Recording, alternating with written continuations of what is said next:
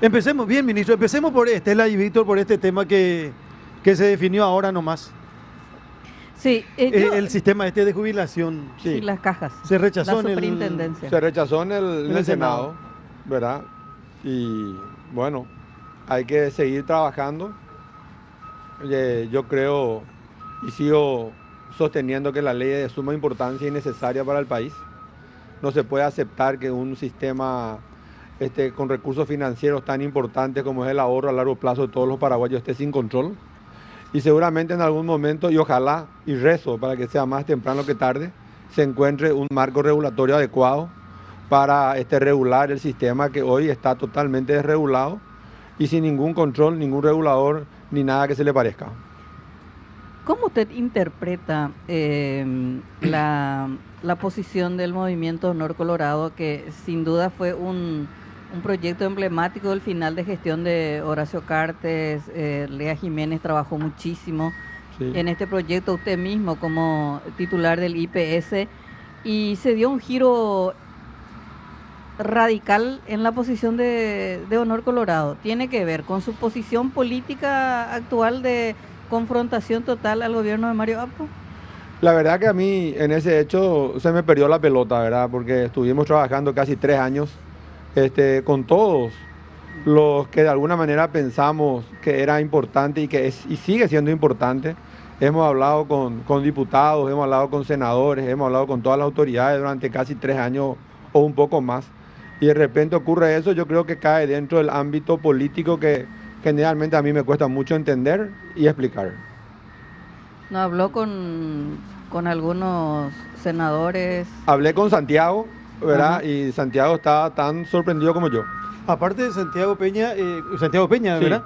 Él tiene, bueno, él no es senador, pero Sí. tiene un discurso a favor y estaba lamentando por qué no se aprobó. No, y sí, a la primera reunión que me invitan ya como ministro designado, que fuimos con la ministra Lea Jiménez, fue a invitación del senador Barrios, que me había pedido que acompañe a esa presentación para explicar a todos aquellos que tenían dudas con respecto a la ley, ¿verdad? Y hemos asistido a una audiencia de la comisión, hemos estado junto con Lea y estuve yo y estuvo también Santiago Peña, y hemos dado todas las explicaciones y aún así seguimos explicando después, ¿verdad? El lunes hubo una reunión de la Comisión de Hacienda donde se incorporaron algunas modificaciones. Pachaquería siguió trabajando en incorporar otras modificaciones más. Nosotros acordamos la mayoría de ellas y parecía que se iba a aprobar con algunas modificaciones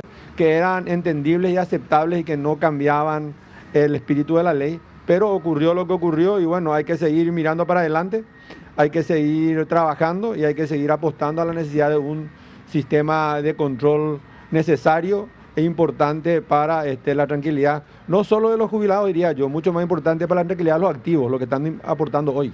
Ujú. ¿Ustedes como gobierno van a insistir que la Cámara de Diputados ratifique su posición o directamente ya van a dejar morir esta ley y trabajar en consenso, diríamos, con las partes involucradas para mejorar el proyecto de ley? Porque lo que hay es una crítica en la estructura de la ley, por un lado, y por otro lado, quizás desmitificar aquello que la gente cree, que se va a dilapidar los fondos del IPS y que se va a elevar la cantidad de años para la jubilación. Mira, es una pregunta bastante difícil, ¿verdad? Primero, si la Cámara de Diputados me convocare, yo voy a ir a explicar exactamente lo mismo que expliqué en los últimos 3 años, ¿verdad? La necesidad de la ley y la importancia de la ley, y dependerá de Claro, que ellos ministro, resuelvan. pero esta es una acción política. El presidente de la República, ¿qué piensa de esta ley? La ley es importante. Pero él quiere que se La apruebe. ley es importante, pero el problema es que va más allá de lo que piensa el presidente de la República. Hay mitos que se instalaron que no tienen nada que ver con la ley y que parece que a nadie le importa que eso fue así. Pero muchos dicen falló la campaña de comunicación y yo diría que lo que triunfó es la campaña de la desinformación. Porque la ley no dice nada de lo que le molesta a la gente. Más allá del problema que tiene el control, los administradores naturales de todas las cajas, que son los que estuvieron atrás de las manifestaciones, no quieren el control. Entonces cuando dicen vamos a hablar después, yo no creo, porque hace 4 años estamos hablando. Pero cuando dicen, bueno, vamos a sentarnos a consensuar una ley ahora, eso quiere decir que no vamos a tener nunca la ley. Porque ya nos consensuamos en 4 años, ¿qué nuevo podemos traer a la mesa que les satisfaga a ellos, más allá de tener un control que no exista? La gente dice queremos el control, pero cuando diseñas el sistema de control, quieren un control que no exista. Un control tipo INCOP que no funciona. Ministro, ¿cuáles serían, según su óptica, los puntos positivos de esta ley y los puntos débiles que usted detectó en este tiempo? Yo creo que los puntos positivos de esta ley son, fundamentalmente, es la existencia de un órgano que controle, regule y supervise las cajas. Nosotros hemos tenido, y todos ustedes son conocedores de los problemas del pasado. Las cajas administran a su leal saber y entender, prácticamente a su antojo, el recurso de los aportantes y realizan inversiones esotéricas en productos que nada tienen que ver con la sostenibilidad de la caja en el tiempo. Ejemplo, Cajubi hicieron inversión en el extranjero. No está mal que la hagan en el extranjero, pero hicieron en productos que no tienen ninguna consistencia financiera ni económica y que no tienen ninguna viabilidad en el mundo. Pero ellos fueron a invertir, perdieron más de 100 millones de dólares, no pasa nada. La caja bancaria compró un banco en quiebra, Busaif en su momento, se quebró el banco, perdió la inversión, no pasa nada, salió el Estado a poner plata ahí, ya ocurrió, no es que va a ocurrir. IPS en el pasado prestaba dinero sin ningún análisis de crédito, sin saber si el dinero iba a ser retornable o no. A consecuencia de la pérdida de eso se cerró una posibilidad importante de utilizar recursos de la previsional en proyectos específicos a largo plazo, entonces se fue todo el sistema financiero. Pero ahí en el sistema financiero está atomizado todo el riesgo, solamente tenemos un solo riesgo que es el sistema financiero. Por definición deberíamos tener una diversificación de la cartera y yo creo que esos son los puntos fuertes de la mayor diversificación, mayor inversión, mayor control para tocar una pata de lo que es la seguridad social, que son los recursos financieros. Después vienen las otras discusiones que la gente confunde.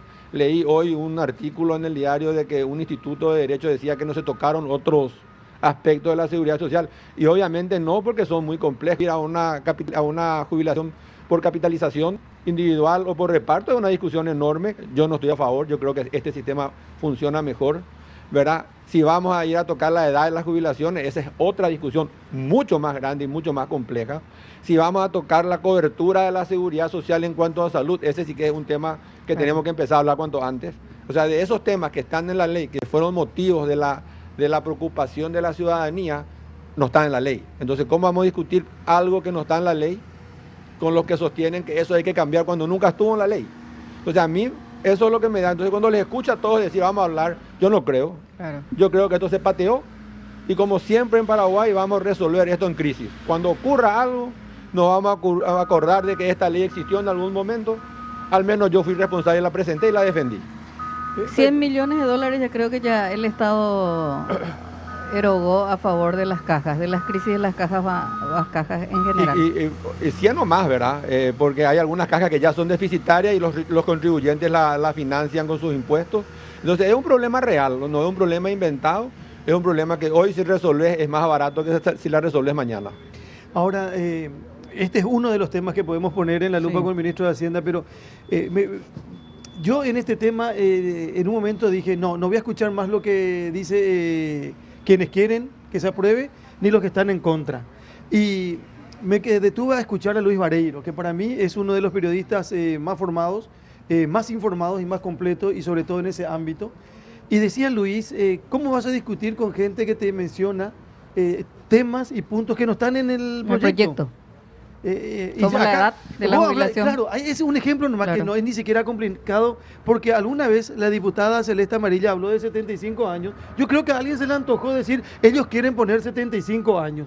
Y se repitió, y ahí le voy a dar la razón al ministro de Hacienda cuando dice una campaña de desinformación que gana, porque no solamente eso, sino que varias cosas más. Y Luis decía el otro día en la radio que no existe, que eso no es cierto. Ese y otros temas más. Entonces, de repente parece que la percepción de que se actúa en base a lo que quiere la gente por temor a la reacción de la gente. Y hay que tener postura y hay que tener firmeza. Si sos parlamentario, si te comprometiste con algo, si trabajaste para algo, mantenete, a no ser que encuentres un error grave y apunte ese error grave para cambiar la situación.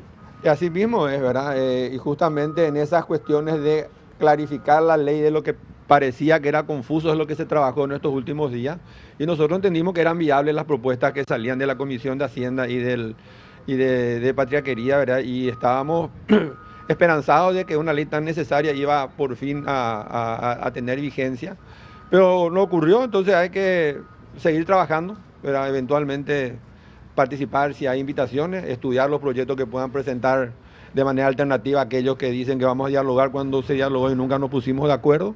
Y aclaro muchas cosas que son emblemáticas, ¿verdad? Otro de los temas que se instaló es que el Estado iba a estatizar los fondos.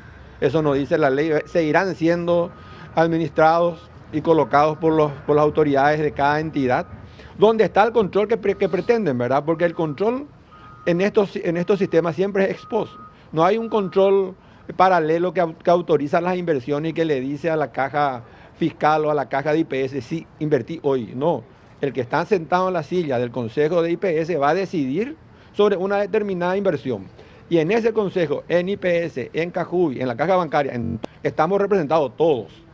El control primero empieza ahí, tener gente idónea que pueda decidir sobre el destino de los recursos financieros. Ahí están todos. ¿Usted cree que los que se oponen a esta ley están en el negociado de la administración de las cajas? Yo creo que no sé si en el negociado, pero sí les gusta la libertad con la que se maneja hoy y la falta de ningún control como la que hay hoy. O si no, deberían estar preocupados, los aportantes deberían estar preocupados, los empresarios que estuvieron en contra deberían estar mucho más preocupados, que son los que son al final los que van a aportar el día de mañana con los impuestos, pero ocurrió al revés, ¿verdad? Entonces, tanto se habló y tanto se confundió que espero que se encuentre una solución en el corto plazo y que haya un proyecto de ley que satisfaga a todos, porque si vamos a irnos por el proyecto de ley que se pretende incorporar las modificaciones que no acordamos, que haya unas cuantas, eso implica tener un control que no sirva para nada.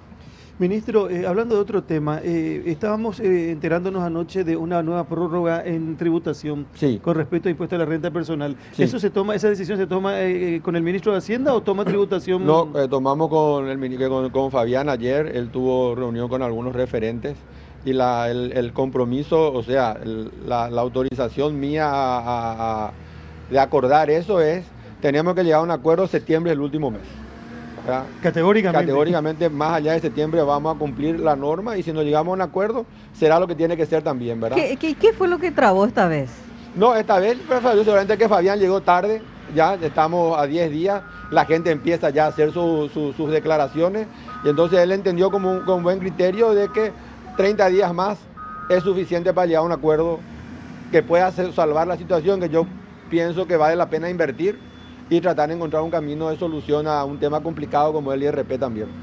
Hablando de prórroga, ministro, llega una consulta, dice si el plazo de la aplicación de la multa de abogacía por la aplicación del decreto 9043/2018 sí, va a ser prorrogada nuevamente. Estamos en un mundo de prórrogas constantes, ¿verdad? Yo le dije a la gente de la abogacía que me traigan una propuesta para ver las prórrogas si son atendibles y en algún momento tenemos que resolver, ¿verdad? O sea, estamos viendo, no te puedo decir que va a haber, pero sí que estoy abierto a la presentación que me pueda hacer el doctor Fernando Benavente en cuanto a la prórroga de las sanciones. Con relación a impuestos, ¿se habla de la posibilidad de nuevos impuestos o no, ministro? No.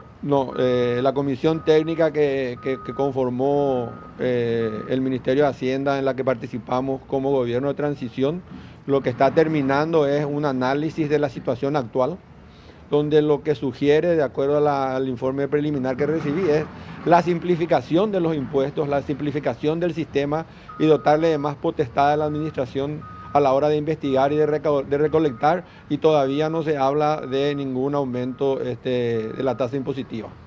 ¿Y cómo va a resolver las ingentes demandas en salud, educación? Cuanto más social es un gobierno, más demanda de presupuesto, ¿verdad? Entonces, ¿cómo va a resolverlo? ¿Con más bonos? No, los bonos no sirven para eso, Estela. Los bonos sirven solamente de acuerdo a nuestra regla fiscal, que es una regla de oro para inversión en infraestructura y el repago de deuda, no tiene otro sentido. Lo demás viene a través de Fuente 10, que son recursos tributarios, y dentro de la política del presidente está fortalecer lo que es el ritmo de inversiones en infraestructura, que creemos que hay un déficit enorme, y mantener el ritmo de inversiones. Hemos cerrado un presupuesto razonable con el Ministerio de Obras Públicas en educación, invertir en educación y invertir en salud, en el capital humano, que son los lugares donde vamos a destinar los recursos adicionales, entendiendo que no todos los problemas se van a poder resolver de inmediato, y apostar a la fortaleza de tributación y aduana para recaudar más y ampliar la base contributiva. Ese es un viejo cuento, ministro, de y no sé si es un cuento, ¿verdad? Pero es lo que hay que hacer, ¿verdad? De ampliar la base tributaria es el proyecto de todos los ministros de Hacienda que asumieron desde 1989. Y se amplió. Y se amplió la base. Es totalmente diferente la de hoy con la anterior. Hay que hacer mucho más y hay que trabajar en eso. Es difícil sostener el aumento de tributos cuando el ciudadano todavía no percibe que los tributos tienen un fin, que es una inversión y que le sirve de algo, sino contribuye que van para pagos superfluos, ¿verdad? Entonces tenemos que demostrar primero el esfuerzo en eso. ¿Cuándo el Estado va a demostrar austeridad mínima? Porque cuando uno plantea generalmente en el debate impositivo, los que pagan impuestos y a quienes se les quiere cobrar más, generalmente es un debate con los agroexportadores, dicen, pero pagamos más impuestos para pagar a la niñera de oro, al casero de oro, para los amigos, para las amantes, los sobrinos, la familia. ¿Cuándo el Estado va a empezar a hacer un control y una expulsión de ese funcionariado clientelar que cobra salario pero que no trabaja, el planillero? Bueno, ese es un proceso que requiere la ayuda de todos, ¿verdad? Ese no es un proceso fácil. Ese es un proceso que ya se inició en el gobierno anterior, ¿verdad? Es un proceso donde se están cerrando las posibilidades de ingreso fácil al sector público. Es un proceso que va a continuar, ¿verdad? Pero esa es una parte del sector público, ¿verdad? Una parte importante, pero una parte en sí. Así como existe esto, existe también un sector público que trabaja y que le da sustento al funcionamiento del Estado, que también tiene sus reclamos, ¿verdad? Entonces cuando vos no despejás la paja del trigo, tenés el problema. Hoy es muy difícil ingresar sin concurso, hoy es muy difícil ascender sin un proceso. Entonces hay un proceso que se ha iniciado que hay que profundizar y hay que tomar las medidas respectivas con respecto a ese tipo de incorporación, ¿verdad? Eso incluye generalmente, cuando hablamos de eso, los problemas no están en el Poder Ejecutivo, ¿verdad? Los problemas en el Poder Ejecutivo están mucho más controlados que en los demás poderes del Estado, o que por fuera del Poder Ejecutivo, gobernaciones y municipalidades, donde todavía nos hemos llevado un sistema tecnológico importante para el control, ¿verdad? Entonces hay que trabajar entre todos, y cuando se hace el esfuerzo, hay que buscar el apoyo, ¿verdad? Porque ¿qué pasa usualmente? Cuando se aprietan los controles, ocurre el levantamiento de los gremios, que son al final los que más cuestionan todas las decisiones de la autoridad de turno, y son los que están con el tiempo y la capacidad necesaria para complicar la vida del que quiere hacer las cosas. Nosotros hemos tomado ese tipo de decisiones en IPS, del 40% de ausentismo se redujo al 10%, ¿verdad? Y hemos cerrado un tema importante que era el reposo por deporte. La gente cobraba más que en cualquier lado reposos en IPS, y hemos cerrado también eso, pero a un costo muy importante de reclamos y de huelgas y de cantatas, que son realmente, hasta el final ya era simpático, ¿verdad? Pero al comienzo no tanto, ¿verdad? Y ocurre en todos los lugares los administradores que quieren hacer las cosas y que después se quedan solos, y un fuerte apoyo en el Poder Judicial. Los cargos de confianza, que son los cargos más sencillos de resolver, no lo podemos resolver, porque en el Poder Judicial te dicen que no es de confianza y le dejan todavía en la institución. Entonces tus instituciones crecen de manera horizontal. IPS en los últimos 10 años, para dar un ejemplo nomás, tuvo 10 presidentes. Entonces tuvo 10 cargos importantes de confianza que cada uno trajo. Y no le pudimos sacar, le hemos sacado a 20 para probar qué pensaba el Poder Judicial, los 20 volvieron a ingresar. Entonces, es un proceso que hay que hacer entre todos, pero mientras tanto hay que recaudar. Entonces, en algún momento vamos a hablar con la sociedad de cómo es posible que sostengamos un Estado de 44 mil millones de dólares de tamaño con un 9% de presión tributaria, ¿verdad? Esa es una discusión de fondo que se tiene que dar Pues yo entiendo que primero tenemos que dar unos pasos importantes en transparencia y en eficiencia para discutir esa cuestión. Más allá de lo que significa recaudación, impuestos, que todos paguen como corresponde, acá hay dos cuestiones muy importantes que tienen que ver con las hidroeléctricas. Sí, Anexo C sí, y las notas reversales. sí. Eso hay que avanzar. En el tema específico de Yacyretá, ministro, ¿cuál es su opinión? Se aprobó en el Congreso el tema de las notas reversales. El presidente tiene que canjear con la Argentina, de acuerdo a lo que decide el Congreso argentino también, ¿verdad? Pero dice que hay una buena cantidad de plata que puede venir muy bien al país, independientemente de lo que se discute y que hablan hasta de la entrega de la soberanía. Yo me voy a la parte práctica, ¿verdad? Sin ser un experto en Yacyretá. Vos tenés Yacyretá que estás discutiendo desde hace 30 años que el tratado no estaba bien. La primera modificación se hace en el 92, la primera nota reversal. O sea, desde el 92 sabemos todos que hay algo que hacer para hacerle viable, financiable y sostenible a la represa. Este tratado, este acuerdo de hoy es un avance en la situación y te deja en una mejor posición para seguir discutiendo todo lo demás. Yo estaría a favor de avanzar, hacerlo sustentable, hacerlo financiable, hacerlo rentable y seguir trabajando y discutiendo con los argentinos mejoras en la relación entre nosotros. Igual cosa va a venir cuando tratemos el anexo C de Itaipú, ¿verdad? Tenemos que entender que es una negociación de partes, es una transacción y cada uno debe sostener lo suyo y van a haber concesiones recíprocas. No hay una victoria total para uno y una derrota total para otro, eso sería en un juicio, no en una negociación. Ministro, gracias por venir a compartir con nosotros en esta fría mañana. Hay mucho por compartir. Una por última contar. pregunta. Sí, Estela, cómo no. Digo nomás que tampoco no quiero abusar del tiempo del ministro, pero tuve la gentileza de venir acá, estamos prácticamente a campo abierto, es ministro de Hacienda, a lo mejor le estamos faltando respeto probablemente, No, ¿verdad? por favor, siempre un gusto estar con ustedes, Carlos. Ya dijo que sí, no, estaba emocionada Lisa porque aceptó el ministro venir a compartir hoy, pero lo importante es que se hable, que se cuente y pueden que existan errores también y hay que cambiar eso. Hay que cambiar. Hay que cambiar. Estela, por favor. Sí. ¿Usted qué opina de la gente que me preocupa la última pregunta, Estela, me preocupa siempre. Yo me estaba por escapar por la izquierda. La gente que va de impuestos o que le miente al Estado para no pagar lo que debe pagar. ¿Qué opina de esa gente? Y esa es parte del desafío, que estamos trabajando. Yo creo que un paso importante va a ser trabajar en forma coordinada, aduanas con tributación. Y la gente que no paga impuestos es la gente que, complica la situación del funcionamiento del Estado, ¿verdad? Pero... Y hay que tomar las medidas que la ley te da con respecto a toda esa gente, sin distinción, en el proceso de control y verificación y de sanción, ¿verdad? ¿Sabe por qué le pregunto? Sí. Porque en el Estado pues tiene que estar la gente que hace cumplir la ley y que se supone que no tiene que tener por lo menos pecados con respecto a ese tema. Sí. Y esa es un poco la polémica que surgió con el nombramiento de Sergio Cosia como Procurador General de la República, un cargo que nada menos significa cuidar el patrimonio del Estado paraguayo. Y sabemos que en Paraguay el abogado del Estado es el primer enemigo del Estado paraguayo, por lo que hace perder los casos para que el Estado pague, ¿verdad?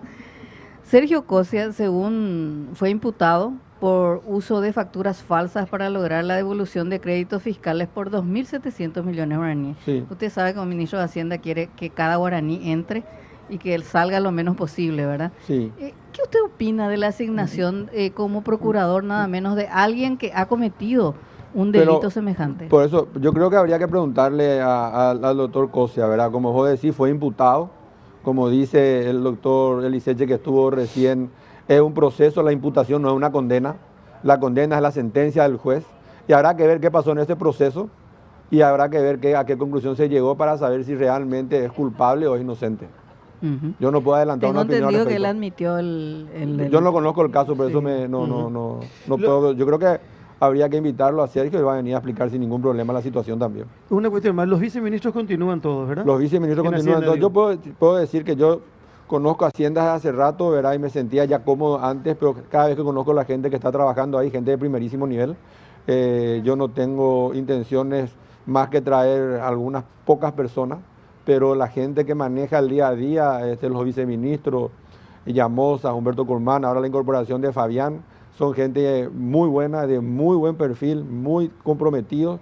Todos los directores con los que me estoy reuniendo para ir conociendo qué hace cada uno, gente que está comprometida en el trabajo de Hacienda.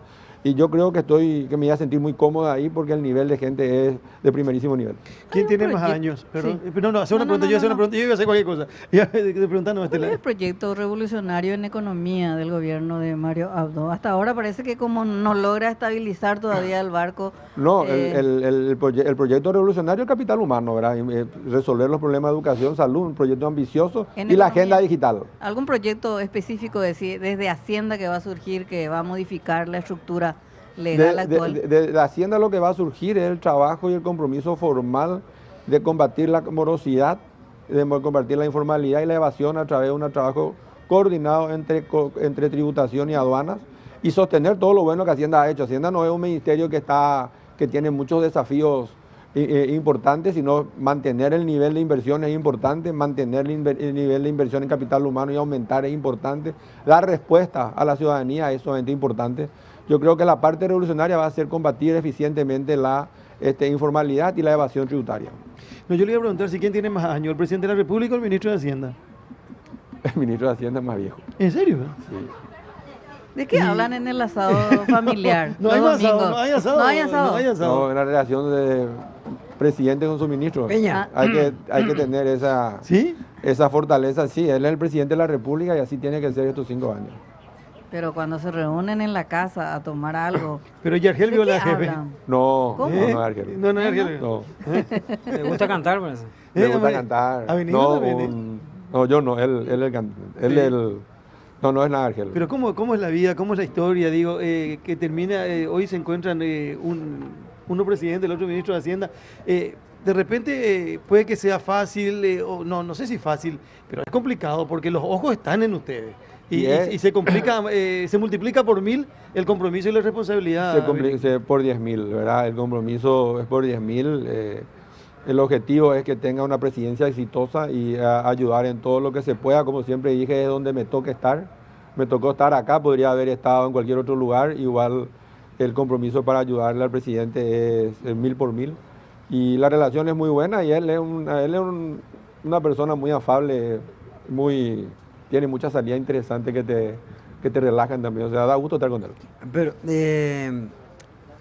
digo, ha de ser fascinante y a la vez una presión extraordinaria saber que las decisiones que toman ustedes pueden cambiar nuestras vidas, la vida de millones de personas. Muchísima gente. Sí. Un solo error en un decreto o en una decisión que le salga fallida puede generar un caos. Y sí, por eso el desafío en hacer bien y en tomar las medidas correctas es muy, ¿cómo te iba a decir? Avasallante, por decirlo de una manera, y poder llegar dentro de 5 años a ver si las políticas que se tomaron, las decisiones que se tomaron, cambiaron o modificaron o pusieron en el camino correcto a la gente, realmente es algo que no tiene precio. Ahora, si podemos acertar, por ejemplo, el proceso de reforma en la educación, va a ser algo que va a ser para siempre, ¿verdad? Claro. Si podemos resolver el problema de salud y podemos integrar los servicios que estamos trabajando con el Ministerio de Hacienda, el Ministerio de Salud e IPS va a ser transformacional también. Y si podemos mantener el nivel de obras y el nivel de inversión en infraestructura que son tan necesarias, también, o sea, hay muchos desafíos y realmente es muy motivante también el presidente, te motiva mucho y te da mucha fortaleza. Va a haber una nueva política con respecto a los fondos de FONACIDE para gobernaciones e intendencias. Creo que la otra vez veíamos una cifra, Carlos, que creo que Itaipú entregó como 400 millones de dólares ya en la sumatoria a gobernaciones e intendencias. 400 millones de dólares cambia la vida de cualquier lugar y sobre todo de las pequeñas Ahí intendencias. lo que falta más control. ¿Qué van a hacer con esa? Ya dijo él. Sí. Vamos a fortalecer, hay una materia pendiente ahí, pareciera que la gente cree que tiene el derecho a reclamar solamente el dinero y no a rendir cuentas. Nosotros vamos a hacer un proceso de fortalecimiento y vamos a crear una unidad específica que Hacienda no tiene porque descansa en Contraloría para hacer un seguimiento y rendición de cuentas de todos los fondos que se entregan, porque no tiene sentido entregar fondos que no tengan una finalidad específica, que no cumpla su objetivo, ¿verdad? Pero ahí vamos a fortalecer, porque por ley está la obligación de entregar esos fondos, pero nada obsta que se establezca un proceso de control riguroso de los fondos que se entregan. Porque esos fondos de FONACIDE hay que tener también una cosa, y ustedes van a ser celosos defensores como son Luis y Carlos en el FEI, esos fondos tienen vida, tienen finalidad y fin. Claro. Son 10 años, 2023 terminan, y el objetivo es invertirlo y no gastarlo, ¿verdad? Porque después no vamos a tener otra oportunidad de tener esos fondos. Estábamos viendo recién imágenes del momento de asunción de Mario Audo Benítez como presidente de la República. ¿Qué sintió Benigno López en ese momento de verle jurar a su hermano como presidente? Imposible de contar. Imposible de contar. Se emociona el ministro. ¿Qué le parece? Ministro, gracias por venir.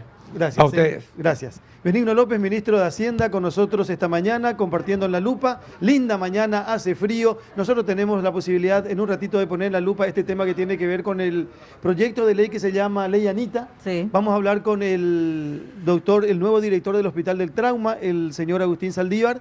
Y vamos a hablar, por supuesto, de esto que se llama Expo Máquina, que genera un movimiento terrible esta mañana y mueve todo un país también. Así que sigan con nosotros. Víctor tiene sugerencias y nosotros seguimos también compartiendo con ustedes hasta las 10 de la mañana como cada sábado. Hablando de